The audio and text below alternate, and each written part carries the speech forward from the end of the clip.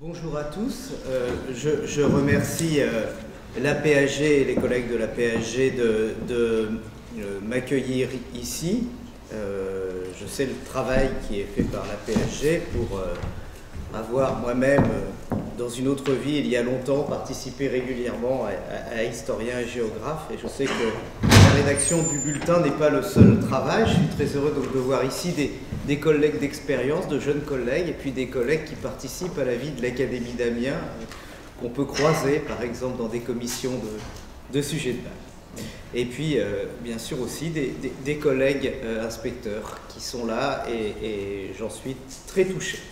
Donc, enseignement moral et civique et éducation aux médias et à l'information, ces deux dispositifs commencent tout de même à être bien connus, et donc je ne vais pas vous refaire comment dirais-je, la base de l'enseignement moral et civique, mais je voudrais essayer de montrer le lien qu'il y a, les enjeux qu'il y a, surtout qu'on arrive au moment où des nouveaux dispositifs qui, comme souvent dans notre institution, sont d'abord présentés de manière parfois un peu complexe, commencent véritablement à être appropriés et commencent véritablement à donner leurs premiers résultats. Mais je voudrais d'abord situer cela par rapport au positionnement des enseignants par rapport à ces questions. Un positionnement intéressant qu'on peut observer et qui est une expression du positionnement de l'État républicain. Dans mon petit sous-titre, l'école de la République est bien sûr à prendre au sens large et comprend bien évidemment l'enseignement secondaire.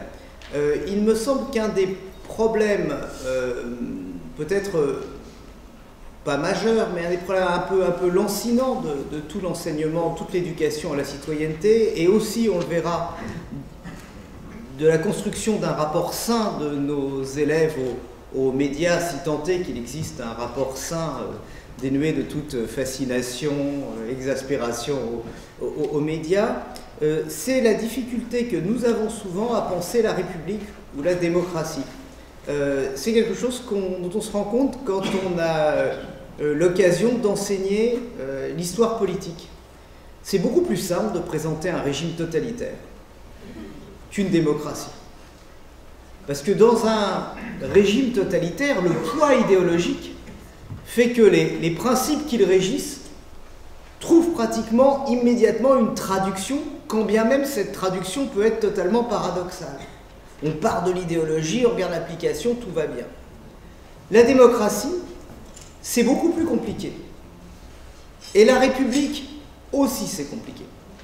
Or, comme on est entre historien et géographe, je vous redonne une petite matrice que j'utilise souvent, qui est un schéma qui ne se distingue pas par son aspect esthétique, ni par l'aspect novateur. On est loin de la carte mentale. Mais pour expliquer un peu la problématique qu'on a, puisqu'il s'agit tout de même de faire entrer nos élèves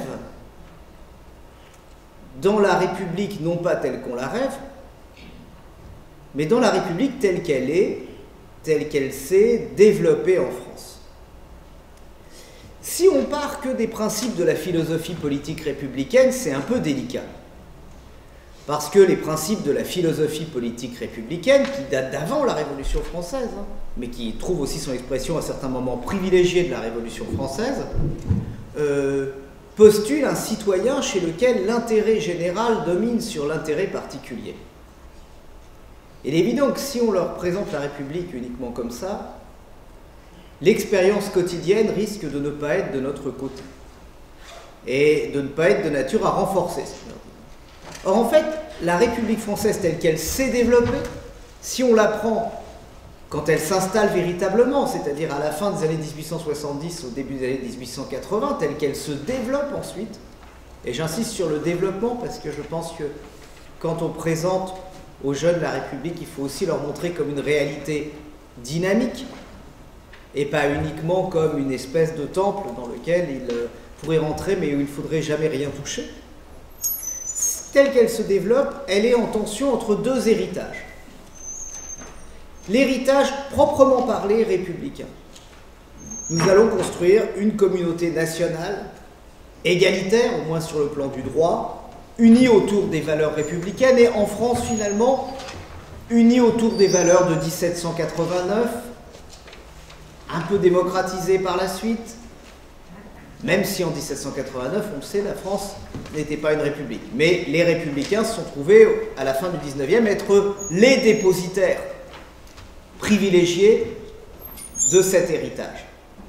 On voit bien ce qui, dans la République, correspond à cet effort de construire une nation rassemblée autour de valeurs communes. Et d'une certaine manière, nous sommes dans la prolongation de cet effort. Et puis, il y a eu un autre héritage, qui est l'héritage du libéralisme politique. Si, par exemple, la Troisième République est parlementaire, ce n'est pas du tout la tradition des républicains. Les républicains français, leur modèle, c'est la Convention, c'est la Chambre unique. Si la République fait en 1881 la loi la plus libérale qui ait jamais existé en Europe sur la liberté de la presse, c'est pas forcément la tradition républicaine, la tradition républicaine du 19e siècle. Si on fait l'école laïque, mais qu'à côté de cet enseignement public laïque, on laisse exister un enseignement privé, au nom de la liberté des familles, quitte à avoir l'œil sur cet enseignement privé au cours de l'histoire de différentes manières, c'est pas non plus la tradition républicaine, l'idée qu'on va cimenter une unité nationale. Cet héritage, il est le reflet des compromis que les républicains ont fait quand ils sont arrivés au pouvoir, et de ce qui s'est passé sous le Second Empire, où une partie des libéraux et une partie des républicains se sont rapprochés, mais qui poursuivent dans les années 1870-1880. On sait que les lois de 1875, ça vient à l'époque d'une conjonction des centres. Et effectivement, ce projet républicain, il a ces deux aspects. On essaye de faire une communauté nationale unie autour des valeurs égalitaires, et en même temps, pour employer un terme à la mode, on estime qu'il faut respecter les libertés, le pluralisme, la diversité. On est dans cette tension. Cette tension n'est pas contradictoire. Je pense qu'elle est motrice. Et c'est ce qui singularise la République comme forme française de la démocratie. Et cette tension, on la retrouve toujours. On la retrouve dans la laïcité, par exemple. Et cette tension explique en grande partie le pluralisme. J'aurais pu faire, j'ai fait mes deux cercles pour montrer que ça chevauchait, parce que j'étais motivé, puis mu par un élan esthétique, mais j'aurais tout à fait pu faire un axe avec l'endroit où les gens mettent leur curseur. C'est pas forcément la chose la plus reprise, mais c'est très intéressant dans les programmes d'enseignement moral et civique, l'idée que les valeurs peuvent entrer en conflit. L'idée que tout le monde ne privilégie pas les mêmes valeurs. L'idée donc que dans la République, il y a du pluralisme. Cette tension, elle explique en grande partie ce pluralisme. On pourrait y rajouter les tensions sur la conception de la nation, sur l'économie, sur beaucoup de choses. Mais c'est ce que nous essayons de faire. Rassembler en respectant tout le monde autour de valeurs. C'est pas étonnant que ça soit difficile. Mais il faut faire très attention à cet aspect-là, à mon avis, y compris d'ailleurs en histoire. Quand on enseigne les beaux temps de la Troisième République, entre guillemets, c'est-à-dire l'avant 1914, on a parfois, je vais avoir une démarche volontiers provocatrice, parce que je pense qu'aucune des personnes qui sont dans cette salle ne fait ça. Mais parfois, on la présente un peu comme on présenterait un régime totalitaire. Les Français sont tous exaltés le jour du 14 juillet, ils sont tous enthousiastes sur tous les épisodes de la Révolution française, ils sont tous d'accord, et c'est vraiment, on se dit, mais c'est merveilleux avant 1914. Donc, quand on rentre dans le détail, on se rend compte que c'est un peu plus compliqué, et puis il y a cette idée d'apogée, puis en gros, c'est après que ça se capte. Et c'est un mythe, mais je dirais c'est un mythe toxique, parce que la grandeur de la République n'est pas là. La grandeur de la République, à mon avis, c'est justement d'assumer ces deux dimensions. D'essayer de faire communauté tout en respectant le pluralisme. Et quand on voit ça, on dit qu'il n'est pas évident que l'enseignement, la citoyenneté, pour les enseignants, soit délicat. Pour des tas de raisons. Parce que nous sommes dans cette tension. Dans cette tension motrice, il y a un troisième personnage. Et là, vous voyez que mon schéma se complexise. Là, on gagne encore en esthétique. C'est important l'esthétique, c'est pour la crédibilité. Et vous voyez le choix audacieux des couleurs. Hein, évidemment, il y a un problème, c'est que j'ai été... mon rouge est devenu un rose, je l'ai mis à gauche et le bleu à droite. J'ai regardé trop de soirées électorales, mais théoriquement, ça devait faire du bleu, blanc, rouge. Bon, en théorie. Donc, est-ce que... Non, oui, si, ça en fait plus chez vous que sur l'écran que sur mon écran. Alors, revenons à nos moutons. C'est justement l'État qui prend en charge cette double tension. Et là, ça commence à nous concerner d'un peu plus près. C'est peut-être finalement, dans l'ensemble de nos dispositifs éducatifs, peut-être un petit peu l'oublier, l'État. Un petit peu l'oublier. Quand on parle de démocratie, on parle volontiers d'élection, on parle volontiers de pluralisme, on parle de liberté de la presse, et on a raison. Mais on oublie une chose, c'est que pour qu'il y ait un état de droit, il faut qu'il y ait un État.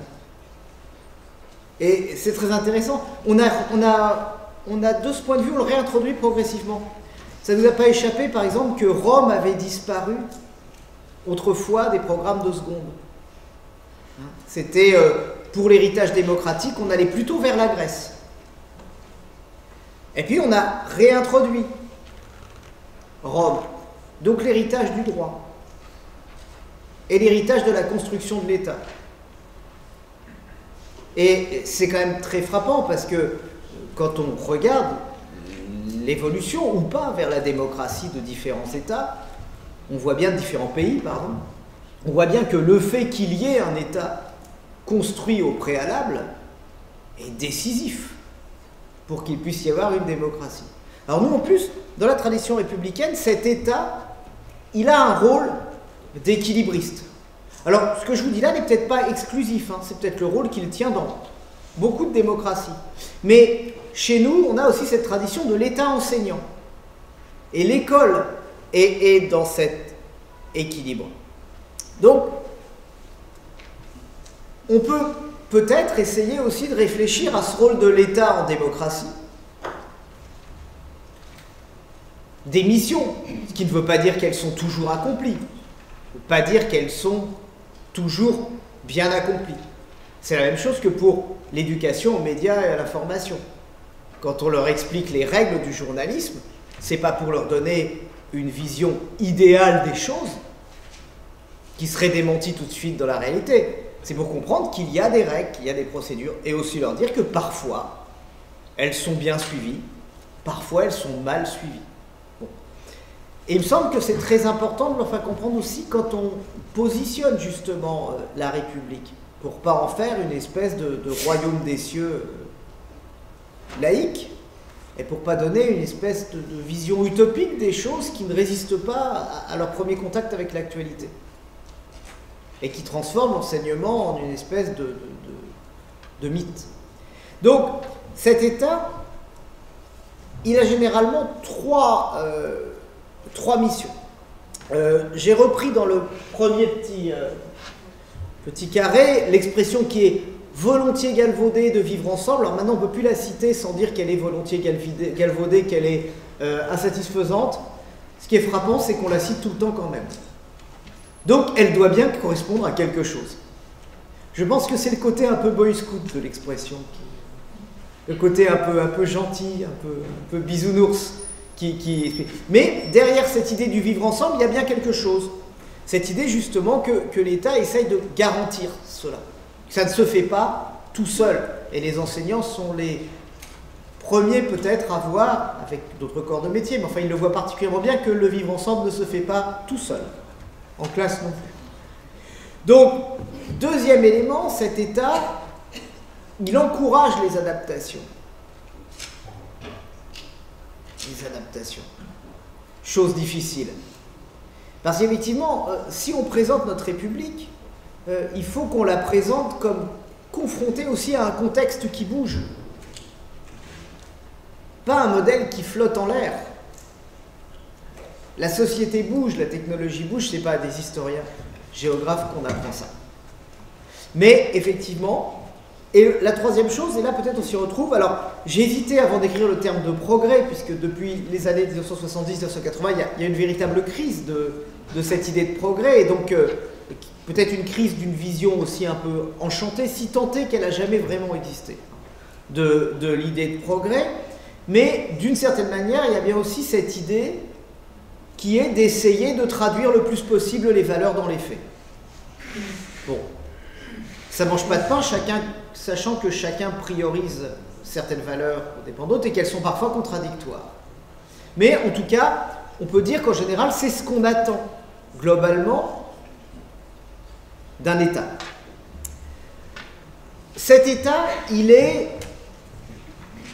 je dirais pas déstabilisé, mais repositionné. C'est une cause peut-être assez forte du malaise civique que l'on peut observer dans beaucoup de démocraties et qui a été peut-être chez nous, parmi les pays très développés, particulièrement dépressif. Vous avez sans doute connu cette enquête qui date maintenant d'il y a 2 ans, qui montrait que la France avait le niveau de vie de l'Allemagne et le moral de l'Afghanistan. Quand on demandait aux gens, alors, le moral de l'Afghanistan, pour ce qui est du collectif et de la vision du destin collectif, sachant que les Français restent relativement heureux quand on leur demande « Êtes-vous heureux ?» Je ne sais jamais comment les gens répondent à ce genre de sondage. Enfin, il faut croire qu'ils répondent. J'imagine un type qui arrive dans la rue, « Bonjour monsieur, êtes-vous heureux ?»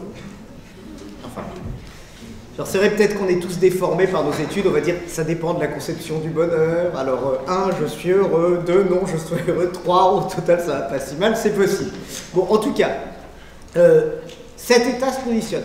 Quand dans une autre vie je dirigeais des manuels scolaires, j'étais très frappé par ça parce que beaucoup de collègues, quand on leur demandait de parler des années 70, 80, 90, c'est vraiment l'évolution de la démocratie française, avaient toujours cette idée, l'État recule. Toujours le recul de l'État. On a l'impression que l'État se retirait de partout et je disais toujours, quand on regarde le niveau des dépenses publiques ou des prélèvements obligatoires, c'est pas du tout évident. Même quand on regarde d'ailleurs les services qu'offre l'État, c'est pas du tout, dans une vision moins négative, c'est pas du tout évident. En fait, le positionnement a changé. Et on le sent dans l'enseignement moral et civique. Il a changé parce qu'il y a une intégration internationale, alors à différents niveaux. C'est très frappant que parmi les références de l'OMC, il y a bien sûr la Déclaration des droits de l'homme et du citoyen, il y a la Déclaration universelle de 48, mais il y a aussi la charte des droits de l'homme, des droits humains, la charte des droits de Lisbonne de 2000, qui est elle-même l'héritière de la Convention européenne des droits de l'homme. Il y a bien sûr cette intégration. Et en dessous, je dirais, à une autre échelle, il y a, sans même parler de la décentralisation, il y a les associations, cette société civile qui s'exprime. Je dis que c'est très important parce que parmi les domaines de la citoyenneté que met en valeur l'enseignement moral et civique, il y a l'engagement.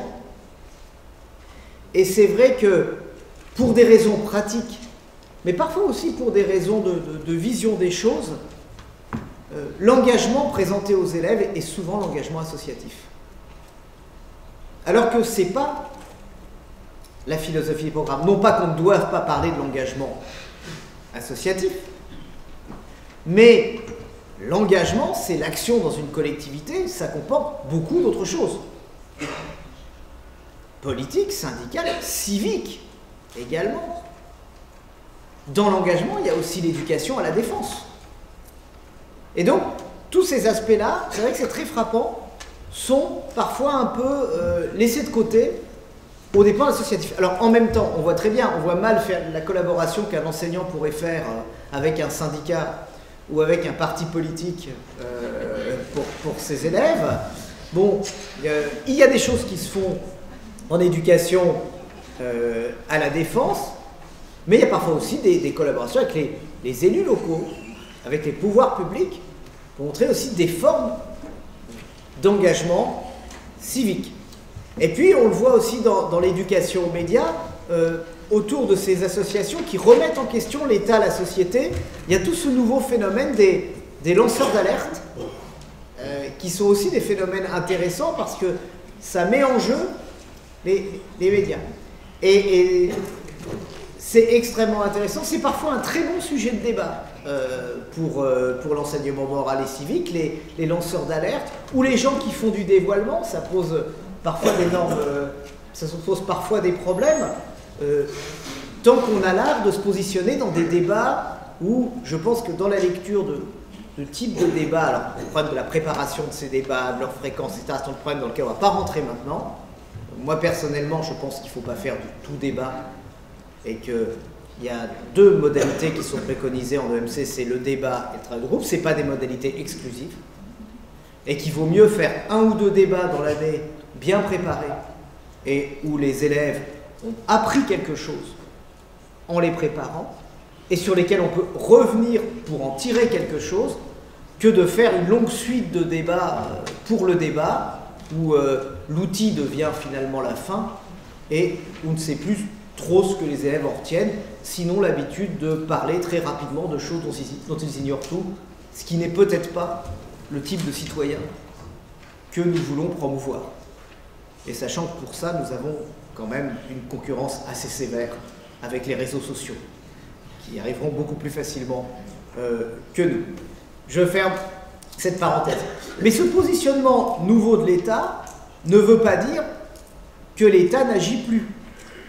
C'est très frappant. C'est aussi très intéressant pour ça de tirer le bilan de l'actualité récente. Rassurez-vous, je ne vais pas l'aborder de façon partisane.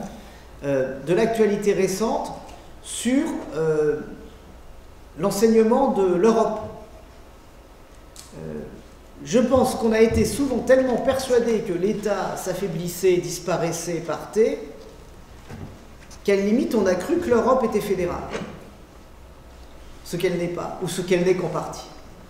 Et c'est très intéressant, aussi bien ce qui s'est passé avec le vote du Brexit, ou ce qui s'est passé en Catalogne et en Espagne, de voir que l'Europe est une association d'États souverains.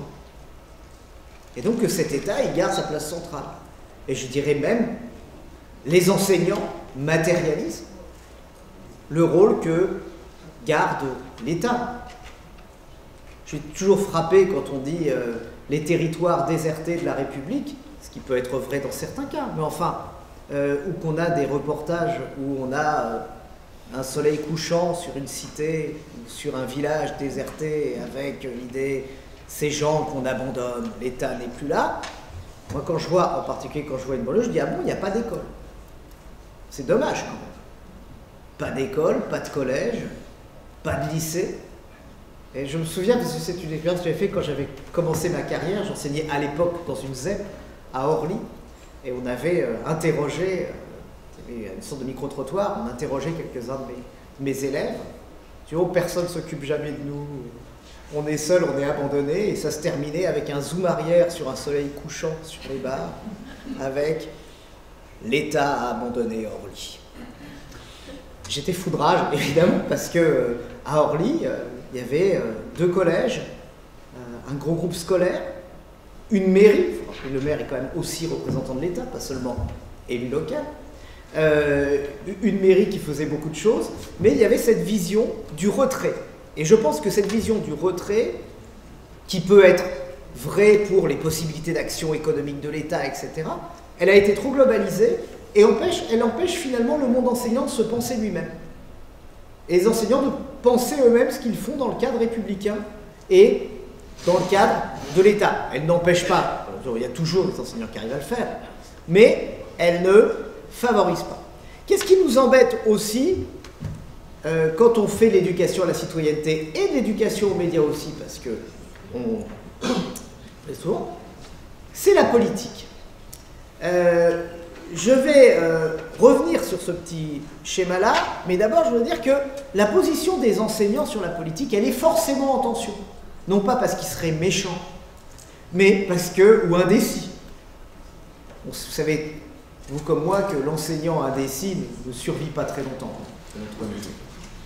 En général, son destin se décide pour lui, cruellement de la part des élèves. Mais indécis parce que il y a deux exigences qui sont complémentaires, qui peuvent sembler contradictoires. La première exigence, là je vous ai repris les petits textes qu'on trouve tout simplement sur Eduscol et qui sont en fait des résumés du Code de l'éducation, qui renvoient aux articles du Code de l'éducation, le principe de neutralité. On doit les initier au jeu démocratique, mais on ne doit pas faire de la politique au sens partisan. Notre enseignement doit être neutre au sens partisan. Cette obligation de la neutralité, on l'a saisie très facilement, aidée par l'actualité en cela autour de la laïcité, on l'a saisie de façon un peu plus compliquée quand il s'agit de politique. Parce que c'est difficile pour chacun de ne pas penser naturellement que ses opinions sont celles des gens moraux et intelligents. C'est toute la difficulté de l'intériorisation du pluralisme, qui est indispensable quand on fait ça. Michel Vinocq, l'historien, disait qu'il avait un test pour mesurer le pluralisme de ses collègues. Il le disait sous forme de boutade, mais il l'avait vraiment fait, il le disait à la fin d'un colloque. Il disait, je vais voir mes collègues et je leur demande, êtes-vous de gauche ou de droite? Bon, à l'époque, il n'y avait pas de... Il faisait ça dans les années 70, 80, donc c'était un peu plus simple. S'il lui répondait « je suis de droite », c'est « est-ce que pour vous c'est utile qu'il y ait une gauche ?» S'il répondait « je suis de gauche », c'est « est-ce que pour vous c'est utile qu'il y ait une droite ?» Et il disait toujours, alors c'était, moi il m'avait raconté ça dans les années 90, il disait toujours qu'il avait été surpris du faible degré de réponse positive. Et c'est très frappant. C'est aussi une tension qui est celle de la démocratie. Les élections sont un peu des guerres civiles simulées. Les élections produisent du discours manichéen simplifié. Quand on fait des formations sur le complotisme, il y a des moments où on a l'impression qu'on se retrouve à mettre en procès telle ou telle formation politique. Parfois, on a raison. Parfois, on oublie que le discours politique en période d'élection, le plus souvent, est un discours réducteur, simplifié, caricatural, manichéen. C'est une des définitions structurelles de la démocratie. C'est le régime qui organise le désaccord pour le limiter. Et qui a quand même besoin de cohérence pour fonctionner. C'est quelque chose de remarquable. Donc revenons au principe de neutralité. L'école est neutre, et si on prend le résumé d'Eduscol, neutralité politique, neutralité religieuse, neutralité commerciale, on remarque quelque chose, c'est qu'elle n'est pas, on ne reprend pas sur Eduscol le terme de, dans le troisième paragraphe, le terme de neutralité philosophique, qui se trouve dans le premier et qui se trouve dans le Code de l'éducation. Pourquoi? Parce qu'en même temps, l'école est chargée de faire partager les valeurs de la République. J'insiste toujours en formation sur le faire partager. Faire partager, c'est pas asséner, c'est pas imposer, mais tout de même, faire partager. Donc, clairement, si on combine les deux choses, ces valeurs de la République sont conçues comme un cadre, non pas comme une orientation à l'intérieur de ce cadre. On retrouve là une tradition du positionnement de l'école française, qu'on résumait autrefois par la formule « l'école fait les électeurs, elle ne fait pas les élections ». Mais qui est cet équilibre? C'est tout de même l'école de la République. cette République est porteuse de certaines valeurs. Et cette école ne doit pas conduire à des prises de position, en tout cas ne pas chercher à imposer, parce que le pourrions-nous. Le pourrions-nous.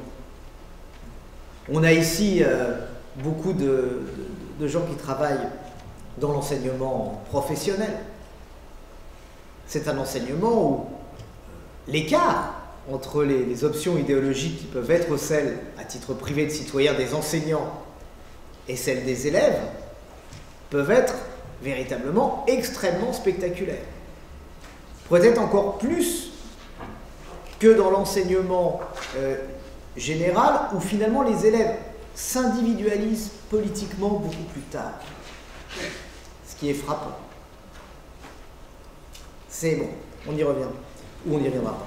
Mais en tout cas, cette école n'est pas totalement neutre philosophiquement. Par contre, elle ne doit promouvoir aucune option philosophique globale.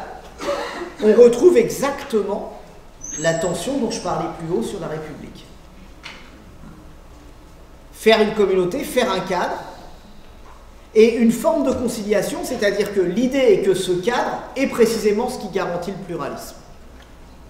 Ça veut dire qu'il y a un effort à faire de la part de l'enseignant, je trouve, considérable.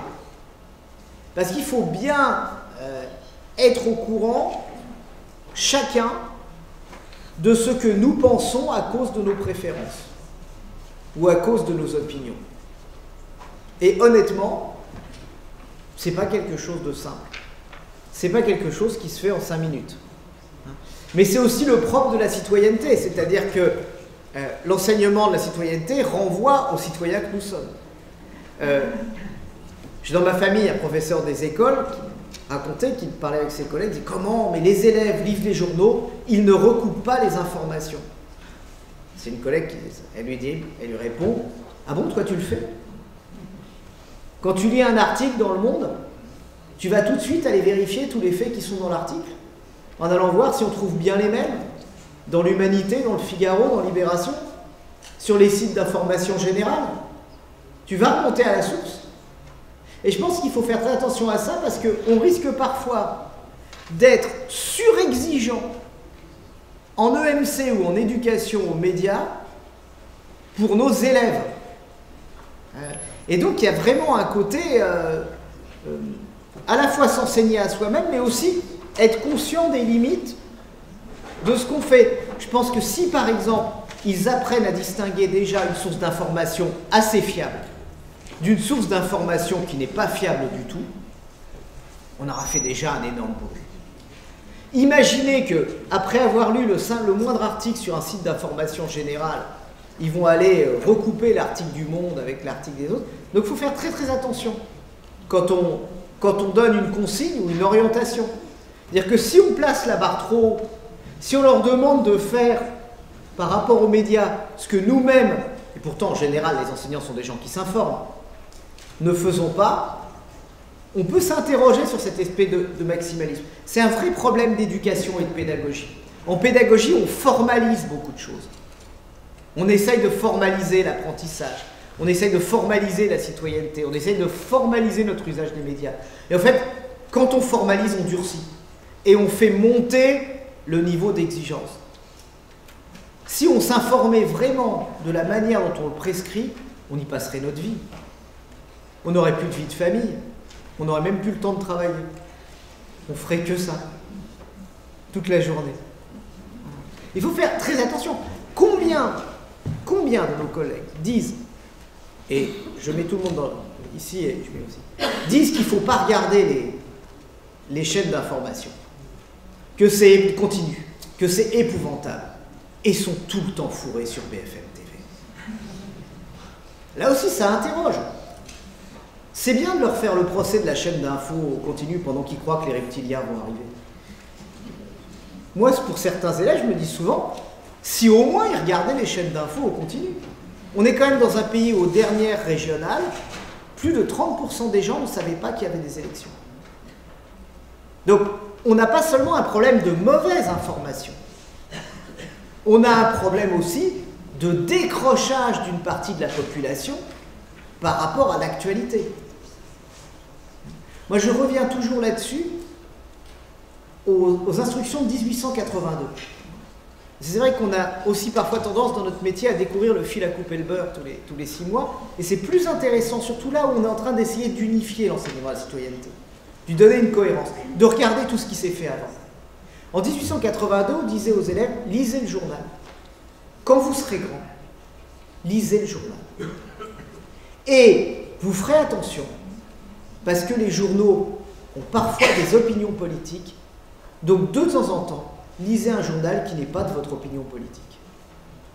1880. C'est quand même intéressant. Hein, on est sur les points. Et d'une certaine manière, je me dis, bon, on pourrait plus faire comme ça aujourd'hui, mais ça manquait pas de réalisme. Il faut faire très attention, parce qu'effectivement, chercher la source, c'est bien. Recouper les informations, c'est bien. Recouper les informations quand c'est des trucs énormes, contestables. Considérer qu'on va s'informer qu'en vérifiant de manière permanente tout ce qu'on reçoit, tout ce qu'on entend, tout ce qu'on voit, on deviendrait fou. Et c'est aussi derrière une forme de maximalisme qu'on a par rapport aux Lumières. Combien de fois on leur fait lire, je l'ai fait aussi, le texte de Kant sur qu'est-ce que les Lumières. Juge de tout par toi-même. Ose réfléchir par toi-même. On oublie que dans la suite du texte, Kant dit qu'il ne faut pas écouter son médecin. Parce que on écoute, qu'importe que je puisse me soigner, que je puisse penser, puisque je peux payer. Et en fait, Kant va tellement loin dans son idée, qui est magnifique, que finalement, il rend la vie sociale impossible. C'est-à-dire qu'on est obligé de compter sur les compétences des autres, les trois quarts du temps. Pardon. On est obligé. Et quand on est sur l'idée qu'on va ne croire que ce que nous avons réussi à apprendre et vérifier nous-mêmes, on serait tous profondément incultes. Je pense qu'il faut faire très très attention à ça dans la logique de construction du savoir, de construction. Il y a aussi une logique de réception. Toute simple. Moi, dans une autre vie, j'ai fait de la recherche en histoire. Quand on fait un ouvrage d'histoire sur un sujet qu'on estime nouveau, s'il y a 10% d'informations nouvelles, ou d'idées nouvelles dans un livre, c'est énorme. Pratiquement tout ce qu'on redit dans le livre, et pourtant on ne fait que ça, on est payé pour ça, on fait de la recherche, c'est reprendre et récapituler ce qu'ont dit les autres. Et on ne refait pas leur démonstration. On ne retourne pas voir tous les documents qu'a vu tel ou tel historien que nous consultons. On regarde éventuellement si notre note de bas de page est convaincante. On va plus loin, parce qu'autrement, on ne pourrait pas avancer. Donc je pense qu'il faut faire extrêmement attention à ça. Toujours dans ce positionnement, il y a quelque chose qui, à mon avis, nous intéresse en tant qu'historien et géographe. La chose qui me semble intéressante en éducation aux médias, à la formation, et comme pour l'enseignement moral et civique, c'est notre conception de la liberté. Quelle conception de la liberté ont nos élèves? Parce que c'est ça ce qui est en jeu dans leur rapport personnel à la démocratie. Alors j'ai fait une expérience, c'est avant d'être inspecteur général, j'avais des étudiants de première année de fac à Paris-Sorbonne, et on était justement sur l'histoire de la République, la démocratie, et j'aurais demandé, est-ce que vous pensez que vous êtes libre? Et ils me répondent tous, non. Tous. Il restait 50. Il y a une discussion. Ça me frappe quand même, parce que je me dis, ils sont gonflés, quoi. On est en France. Ils ne sont pas en Corée du Nord. Et je pourrais citer bien d'autres pays. Et ils sont là. Ce n'était pas en plus des étudiants qui avaient particulièrement de problèmes matériels, ceux-là. C'est relatif. Bon. Et pourquoi est-ce que vous n'êtes pas libre? Parce qu'on ne peut pas faire tout ce qu'on veut. Donc c'est la liberté désir. Version premier Foucault ou version société de consommation. Être libre, c'est accomplir ses désirs. Point. C'est intéressant de savoir que, pour moi ça avait été intéressant en tout cas, de savoir que ces étudiants-là avaient ça dans la tête. Parce que quand on leur parle de démocratie comme un régime, une république comme un régime qui garantit la liberté, s'ils sont très nombreux à avoir cette conception-là de la liberté, on parle dans le vide. Et je pense qu'il faut que nous fassions attention, même en histoire. On a une réaction contre ce qu'on appelle, vous savez, la perspective téléologique. Je sais pas vous, mais moi, quand j'étais étudiant, je répétais tout le temps, ne faites pas de téléologie, ne faites surtout pas de téléologie. Et on voyait ce qu'on voulait dire. On voulait dire, n'oubliez pas qu'il y a des choix qui se sont faits dans le passé, qu'il y a une part de contingence, de hasard, que rien n'était fatal, etc. Mais on l'a tellement fait qu'à la limite, on se rend incapable de décrire les tendances et les évolutions. Je pense que dire qu'il y a eu une forte urbanisation et qu'il y a une tendance à l'urbanisation dans le monde, je ne crois pas que ce soit succomber à une vision téléologique. Dire que peut-être, à la suite de tas d'événements, ça pourrait s'insérer, on ne sait jamais, pourquoi pas? Mais on constate quand même une tendance. Et on a tellement réagi que dans l'historiographie contemporaine, on en vient parfois à une espèce de présentisme rétrospectif. C'est-à-dire, rien n'est fatal, on avait tous les choix à tous les moments. Et de dire, attention, attention, on déconstruit, comme on dit beaucoup. C'est vrai que ça c'est une position personnelle, hein. Vous ne voyez pas une position officielle du ministère de l'Inspection Générale. J'avoue que je commence à être fatigué de la déconstruction. C'est bien de déconstruire devant des gamins de 12 ans. Qu'est-ce qu'on met à la place? Comment on les aide à construire? Je vois bien le principe, hein. On déconstruit tout, comme ça, eux, ils construiront tout seuls. Ok. Ok. Mais je demande à voir. Donc, à mon sens, il faut faire extrêmement attention avec tout ça. Si on commence à leur dire que tout est possible à n'importe quel moment, ils auront très vite le sentiment d'être insupportablement opprimés et persécutés. Or, il me semble qu'il y a une espèce de grammaire de l'histoire. J'ai eu le plaisir que mes collègues géographes me disent qu'il a retrouvé dans la géographie, qui est une vision particulière du choix des acteurs. Et elle est très importante dans la perspective de l'enseignement moral et civique et plus généralement du parcours citoyen. C'est-à-dire, j'arrive pas à bien la nommer cette idée. Donc, je la nomme pour l'instant liberté relative, tout en étant conscient que c'est pas très enthousiasmant. Je pense pas qu'on mobilisera des millions de personnes de vive la liberté relative, donnez-nous la liberté relative. Voilà. Nous sommes prêts à mourir pour la liberté relative. J'y crois pas vraiment. Mais c'est l'idée que dans nos disciplines, on parle d'acteurs individuels et collectifs qui font des choix. Donc il y a bien une part, l'histoire est encore en partie l'histoire de la liberté, pour reprendre du Michelet. Des gens qui font des choix. Par contre, si on commence à dire « Ah, ne croyons pas que les choix des acteurs étaient nécessaires, c'est qu'une illusion qu'on nous fait pour nous faire croire que les choses devront se faire passer comme elles s'est passées, c'est pas bien, on nous opprime, on est malheureux, on va tous pleurer », si on continue à leur dire ça, eux, ils pensent que tout est possible à tous les moments. Et si on leur enseigne ça, on se met en rupture totale avec la vie. Et en rupture totale avec leur expérience du quotidien. Et si on ajoute par-dessus la démocratie, c'est le régime qui garantit la liberté, on achève de détruire la chose. Donc, ces décisions, ces choix, ils sont limités par deux choses. Ils sont limités par leur culture au sens large, les héritages, tout ce qui pèse sur eux, et leur information.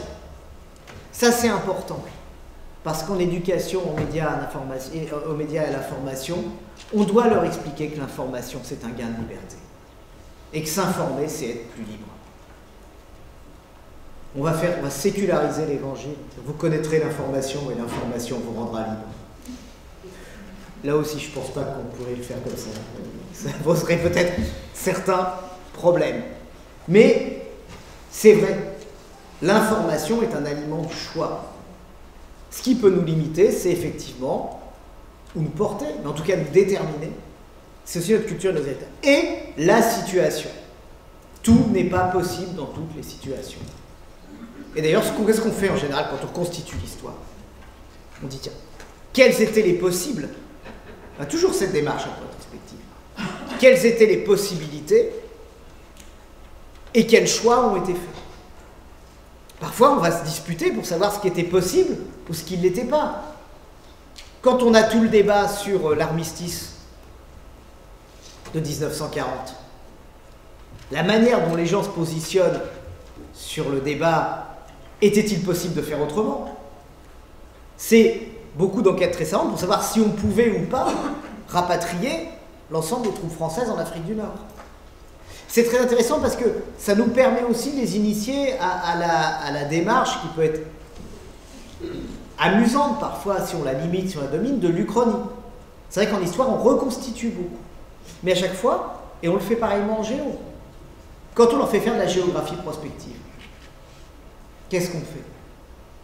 On essaye de leur donner une idée des choix possibles. Quand après, ils vont faire leur projet et se confronter, éventuellement avec des représentants des autorités locales, ça serait possible. Ça serait pas possible, et voilà pourquoi. Si on veut des gens qui s'engagent dans l'action collective, il faut qu'ils sachent ça. C'est en général, quand les gens ne comprennent pas les limites d'une situation et l'espace de liberté qu'elle leur laisse, qu'ils se dégoûtent d'un métier, d'un engagement ou de la politique, par exemple. Donc là, il y a quelque chose, à mon avis, à faire. Alors, comment sortir de toutes ces tensions? La première chose qui me semble importante, alors ça me semble important au moment où on est maintenant, c'est-à-dire au moment où les programmes de MC, les exigences de l'éducation aux médias, c'est des choses qui commencent à être assimilées, malgré la complexité de la chose, qui commencent à être faits. On sait à quel point il y a eu des travaux de formation faits là-dessus dans les académies.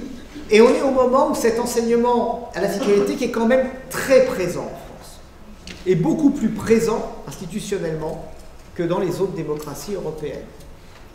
Ça ne veut pas dire qu'il n'y en a pas ailleurs. Mais il a beaucoup d'espaces dédiés.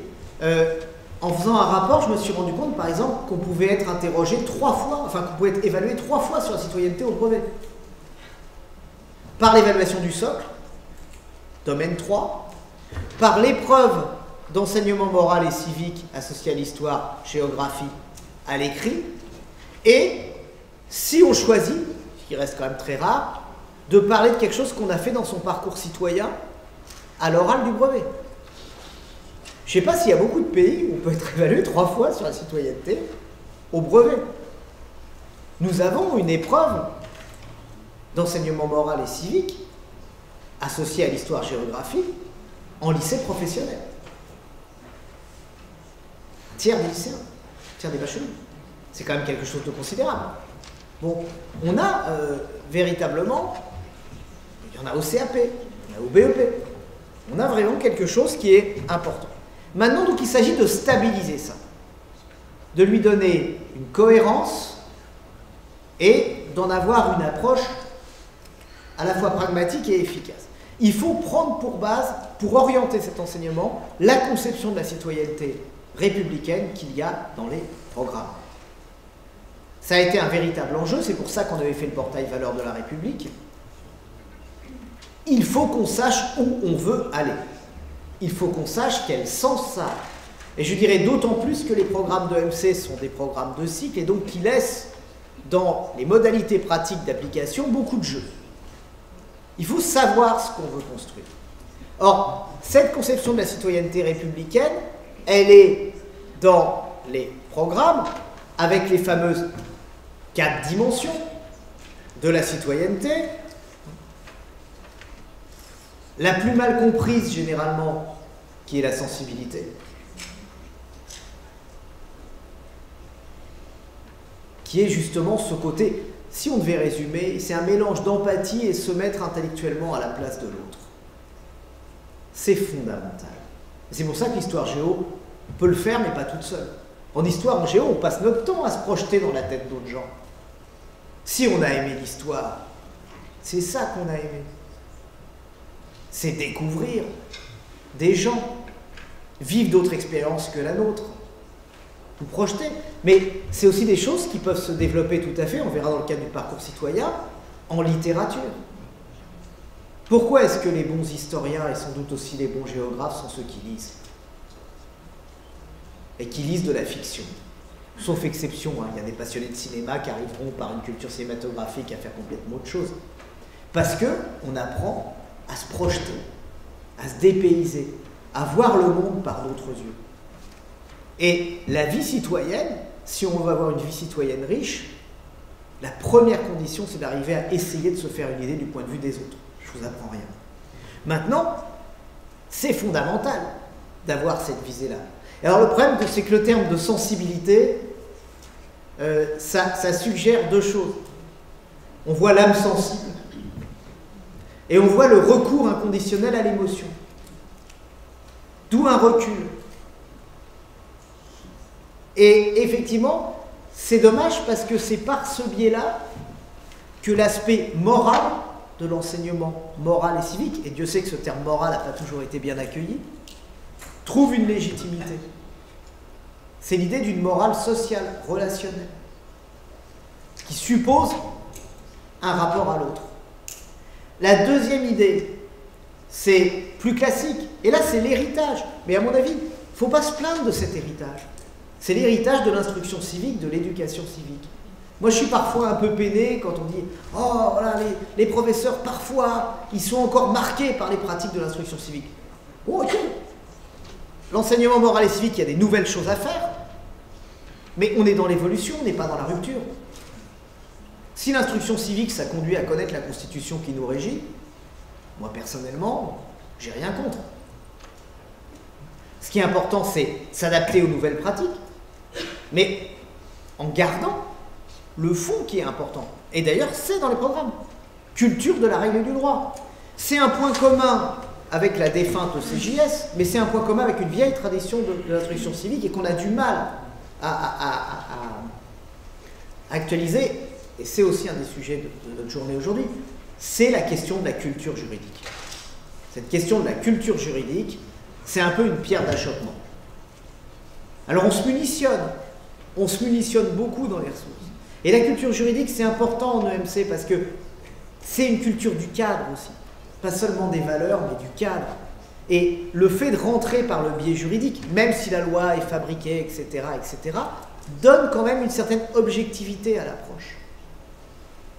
Elle donne un aspect positif au sens qu'on aurait donné au terme au 19e, tangible aux choses.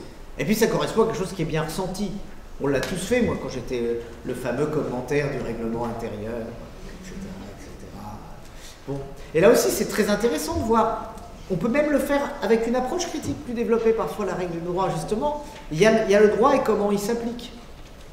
Je pense que si une apocalypse nucléaire dévastait notre pays et qu'on retrouve pour avoir un témoignage de la vie scolaire que les règlements intérieurs de nos établissements, on aurait l'impression d'un régime disciplinaire d'une dureté fabuleuse, où de manière implacable, les sanctions s'enchaînent jusqu'à l'exclusion. Bon. Et on oublie cette phrase si merveilleuse, « Si vous continuez, je vais appliquer le règlement. » Tout ce qu'il y a derrière. Et donc, c'est intéressant aussi. De même, quand on les initie à la justice, on les initie à l'herméneutique juridique. Fait que justement, il y a une application, il y a quelque chose d'humain là-dedans. Donc, ça ne se travaille pas l'un sans l'autre. La sensibilité avec la règle, ça se travaille avec. On part de là, c'est une clé d'entrée. La culture du jugement, là aussi le terme a pu prêter à confusion. Jugement, par jugement moral, esprit de jugement, c'est pas ça. Il y a à la fois dedans l'idée de l'éducation, de la conscience morale, et l'idée du jugement au sens intellectuel, et de l'éveil de l'esprit critique. Et l'engagement plus classique avec cette dimension collective. Or, c'est intéressant, c'est que cette conception de la citoyenneté, elle reprend tout à fait la double dimension collective et individuelle. Et la double dimension, je dirais, intérêt général et libéral de la culture républicaine. L'engagement, la culture de la règle du droit, c'est du collectif. La sensibilité, le jugement, c'est de l'individuel qui s'articule avec le collectif. Donc, on a quand même une assez belle définition de la citoyenneté par ces domaines, et je pense que ça, c'est vraiment un pas en avant de ces programmes, d'avoir cette vision-là. Ces dimensions sont dans le programme de l'enseignement moral et civique. Oui. D'accord. Bon, je termine dans 5 minutes. On a à la fois cette conception de l'enseignement, mais on la retrouve dans le socle de 2016, dans le domaine 3 du socle, ces 4 dimensions. C'est bien parce que ça nous sert à voir ce qu'on veut développer. Et en même temps, vous le voyez tout de suite, ça donne un recul par rapport au risque qu'on a que notre enseignement soit partisan. On est à un degré de généralité suffisant. De ce point de vue, on converge avec tout l'aspect de l'éducation à la citoyenneté en Europe, qui est très largement une éducation à l'éthos démocratique, sans perdre de vue les spécificités que nous avons.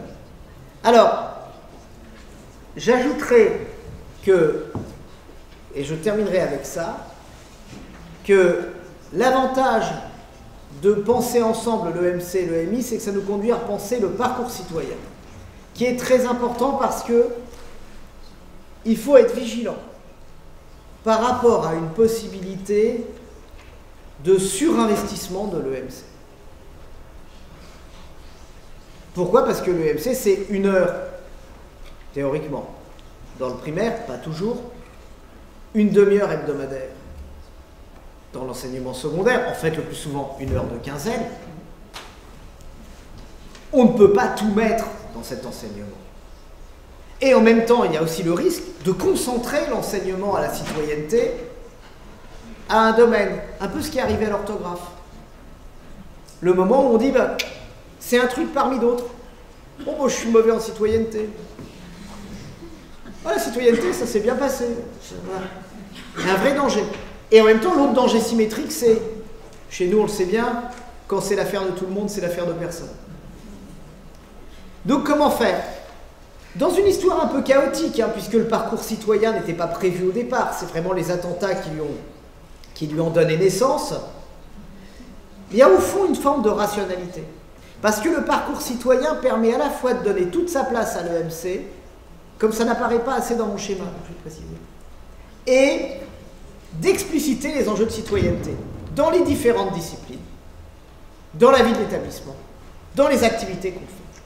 Et effectivement, ce dispositif, il est sorti l'année d'avant l'application de la réforme du collège, donc effectivement, au collège, ça a été compliqué pour le faire sortir. Ça ne s'appliquera que très progressivement. J'ai participé à une mission d'évaluation, on voit des choses. Ça marche quand c'est un vrai projet d'établissement. Bon, ok, tout cela est vrai. Mais l'intérêt, c'est de faire de l'EMC le moment réflexif sur la citoyenneté. C'est là où on donne les outils théoriques, où on y réfléchit, où on en discute. Et ça permet de desserrer ces choses. Et en même temps, ça permet de redonner toute sa place à l'éducation, aux médias, à la formation. C'est un vrai problème, vous le savez, l'éducation A, les éducations A. Là aussi, pareil, tout le monde le fait, personne ne le fait. Si on arrive à prendre au sérieux et à traduire dans les faits le parcours citoyen, ça redonne une vraie place aux éducations A. Pour l'EMI, il y a une chance extraordinaire, c'est le complotisme. C'est à croire que ce sont les documentalistes, les professeurs documentalistes, qui ont créé le complotisme pour pouvoir travailler avec leurs collègues comme ils en ont envie depuis longtemps. Ne notez pas cela au pied de la lettre, car je pense que les choses sont compliquées. Ça serait une analyse complotiste du complotisme, ce serait bien d'ailleurs dans le côté complotisme. Bon. Et effectivement, on a une véritable chance là-dessus, sur cette vision globale et sur cette perspective d'arriver à intégrer tout cela. J'aurais encore bien des choses à vous dire, bien sûr, sur l'EMI, mais je sais qu'en général, vous savez déjà beaucoup de choses là-dessus. Donc, pour conclure, je voudrais vous dire que toutes ces choses, c'est bien, mais c'est des dispositifs. Ce sont des outils. Toutes ces choses, c'est bien, mais on fait aussi de la citoyenneté en cours de maths quand on leur apprend à raisonner avec rigueur. On fait beaucoup de citoyenneté en histoire géo parce qu'on leur présente l'humanité dans le temps et dans l'espace. vous êtes ceux, pas les seuls, mais quand même aux premières loges, qui mettaient en contact les élèves et l'humanité de manière réfléchie. Le contact avec l'humanité, ils l'ont par des tas d'autres manières, mais de manière pensée et réfléchie. Donc, cet usage, il est énorme. C'est pour ça que j'insiste beaucoup sur cette réflexion dont je donne des jalons, mais que nous devons tous mener sur le sens de ce que nous faisons. Et je terminerai avec ça. Je pense que l'intérêt du centrage sur ces questions de valeur et de citoyenneté, c'est que c'est aussi une des manières de répondre au malaise qui taraude notre milieu depuis longtemps et qui conduit à entendre les éducateurs dire cette phrase terrible « je ne sers à rien ». Je vous remercie.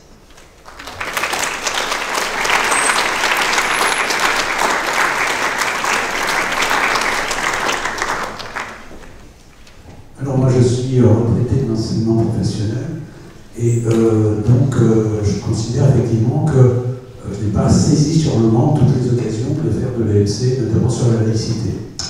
Mais je suis souvent assez effrayé par le caractère normatif et impératif que l'institution donne de façon assez implicite, vous voyez, et la façon dont c'est ressenti par les jeunes aujourd'hui. Et donc, voilà, c'est comment sortir un petit peu de cette manière de présenter les choses très normatives, très décidées d'avance et sans finalement le recours à la réflexion des usagers de l'école, des jeunes. C'est un vrai problème de la part des enseignants, c'était l'idée de la peur de faire du catéchisme, comme je disais, c'est quelque chose que les inspecteurs ont beaucoup entendu. L'idée quand même de l'enseignement, enfin le fait de privilégier autant que possible le débat, le travail de groupe, c'est justement l'idée de permettre à des choses de s'exprimer. Donc, à la limite, le curseur est quand même là très nettement de l'autre côté.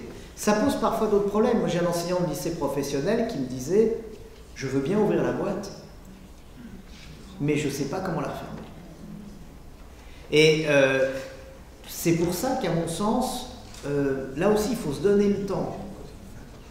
Il faut faire des débats, c'est une bonne chose d'arriver à être dans le débat courtois, etc. Mais là aussi, il faut être réaliste. C'est pas comme si on vivait dans une société où le débat courtois était la règle. Ça l'est dans le milieu professionnel. Mais c'est ce que voient le moins les jeunes. Il n'y a que dans le milieu professionnel où vous n'avez pas 15 gugus en train d'applaudir ou de huer derrière, et aussi vous n'écoutez pas ce qu'on vous dit, ça risque d'être très rapidement problématique dans le cadre d'un travail de groupe. Ça, c'est ce qu'ils ne voient pas. Donc, les acculturer au débat, c'est intéressant. Il faut aussi se dire que théoriquement, c'est une pratique qui doit se diffuser à partir du primaire, très doucement avec le bâton de parole, avec des choses comme ça. Il y a des choses qui sont faites au primaire. Et donc, il y aura aussi une génération qui aura été accoutumée à le faire. Là aussi, il faut retrouver, il me semble, dans l'éducation nationale, le sens du temps long. Je pense qu'on en a vraiment besoin pour qu'on puisse voir les choses, les regarder, les évaluer. Et en même temps, ne pas aussi mettre toujours les débats d'abord sur les sujets sensibles. Et puis l'idée aussi qu'un débat, ça se prépare, ça s'encadre, ça s'institutionnalise. Mais pour répondre à votre question, c'est ça qu'on essaye de faire. C'est-à-dire, et par exemple, c'est sûr qu'on ne veut pas revoir théoriquement les débats pour ou contre l'esclavage. Les débats où on choisit les gentils, on choisit les méchants. Et il faut faire très attention aussi dans la conduite de ces débats, c'est que la pratique du débat, si elle est un peu durcie, un peu systématisée, donne une vision extrêmement binaire des choses. On n'est pas toujours obligé de prendre parti. On n'est pas toujours obligé d'être pour ou contre. Quand on parle d'esprit critique, la suspension de jugement fait partie de l'esprit critique. La critique par rapport à son propre degré d'information, en disant là-dessus, j'attends, je regarde, je vais me faire mon idée.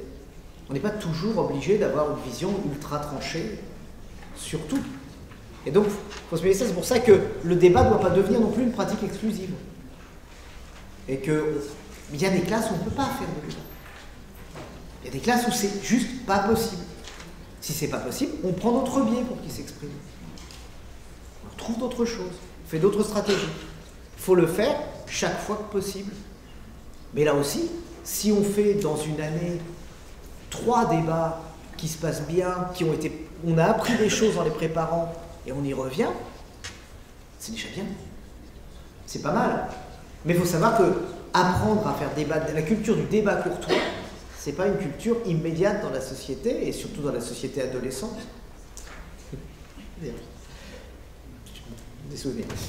Surtout dans la société adolescente. Donc c'est vraiment quelque chose où il faut y aller progressivement. Si ça se transforme en une injonction, faites des débats tout le temps à tout propos, ça ne marchera pas. On n'aura plus rien à transmettre. Mais il y a quand même cette idée dans ces enseignements-là qui est de favoriser les choses. Pour l'enseignement, pour l'éducation, l'enseignement aux médias et à l'information, l'éducation aux médias et à l'information, il y a des tas de choses qui se font qui sont passionnantes. On a des collèges qui font des web radios et qui arrivent à faire des trucs mais vraiment extraordinaires où les jeunes essayent d'enquêter, regardent, se positionnent, voient finalement la difficulté d'accéder à l'information, se positionnent comme ça et arrivent à avoir aussi une vision moins sévère de l'information. Il y a des clubs qui font des revues de presse à partir de sites d'information générale, par exemple, qui organisent des revues de presse dans les lycées, des clubs de discussion. Il y a des choses vraiment très intéressantes, mais en général qui sont des choses assez actives.